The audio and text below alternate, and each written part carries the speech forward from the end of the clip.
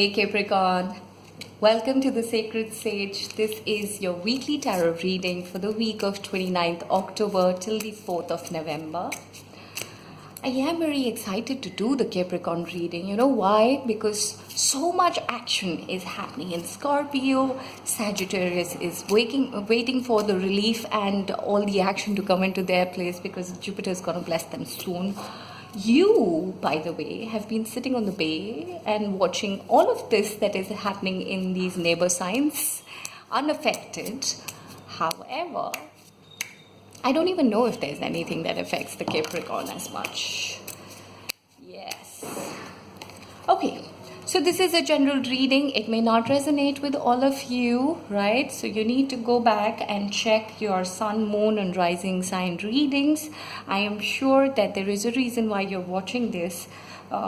And the reason is that the universe wants to give you a message, right? A special announcement here that next week we will be doing prosperity readings for all of you, majorly to talk about all the prosperity and peace that is supposed to come your way in the next 1 year. So do not miss that reading. Let's get started with this week first. Okay.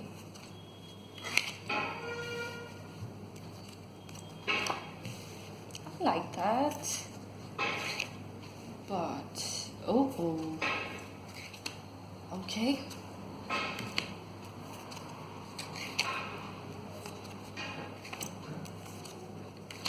All right, so I think there is something which is about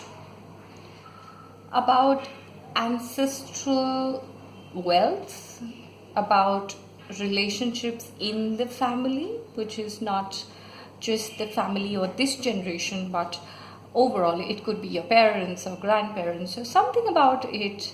That energy is in play, right? You may be thinking about it, or you may be spending some time with your relatives or your extended family, and there is something about those relationships which is playing on your mind. Yes, somewhere it is linked to wealth. It is linked to some kind of opportunity. Some opportunity that probably you didn't think of, but through your family or through some revelations, conversations or discussions that is likely to happen in your space, some opportunity is showing up, and there is something about this entire thing. It could be that something that you or your family was meant to do is now going to happen. Maybe they couldn't do it. Maybe your father wanted to do something and he couldn't do it. Maybe your mother or their parents, they wanted to do something. It could be something to do with property or wealth or finances or some kind of an aspiration that they had, but they couldn't do it. But suddenly that comes up and suddenly you have a calling, and that is now happening. The Wheel of Fortune says that one cycle of life is over and the other one is about to begin. So yeah, maybe the fact that they couldn't do it, that cycle is getting over. New opportunities or new way of life is about to show up, okay? But before it does any good to you, you need to be aware that there are energies or some kind of bondage. I would say a codependent equation or addiction, something which is not letting you free. It could be relationships, it could be an affair, it doesn't have to be with a lover, right? It doesn't have to be even sexual in nature. When devil energy comes up, we also link it to romance or sex, but then it necessarily doesn't mean just that. It means any form of codependent energy which is not letting you free. If you see these chains that are binding these two people, so you're still in the chains, right? And there is something about it that you still don't know.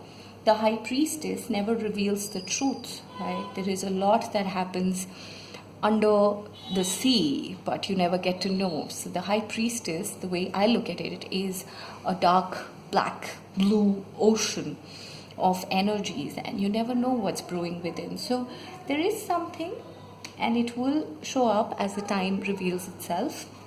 Eventually, you must know that justice prevails. So no matter what these influences, people, situations or energies are that are stopping you and have captivated you for a long time, all of this is going to end eventually, because justice will prevail, which is good for you. And with that also comes the Ace of Wands. The moment you get out of these chains and these energies fade away, justice comes, and then good things happen. The good things could be in the form of good relationships. Wands is also passionate energy. Wands is also a fire sign. So I would say some part of this is probably either instigated or invoked by a fire sign in your life. But at the end, I do see, again, if you see, there are 10 cards over here. 10 means completion. So I would say anything and everything that started off with the ancestors, the grandparents, the parents, all of that karma is getting over with the Wheel of Fortune, right? And the moment you get over all of these dark energies with the High Priestess or the Devil, then again a 10 shows up, which means a lot about your finances and your family life is about to get better and for the good, right? It will be a happy family. 10 of Cups is a couple with kids, as you can see in the card, right? So peace and prosperity, good family life, people being happy, a happy jolly family, right? That's all everybody thinks of, and you are going to get it sometime during the week, most likely towards the end of the week. And yes, you would feel like the Knight of Cups, who's riding with the cup in his hand and going for a hunt where it is some form of achievement, and I'm sure you feel like that after getting over the codependent energies. But that doesn't just mean that that's the end, right? You have a happy family, and then you are also moving ahead, so there's progression. You have the cup, you are now accomplished, fulfilled in terms of love, peace, family, balance, prosperity, and that gives you the confidence to move forward in life. So yeah, I'm happy for you, Capricorn. Glad that good things are happening to you and that the overall family energy is stabilizing now. Take care.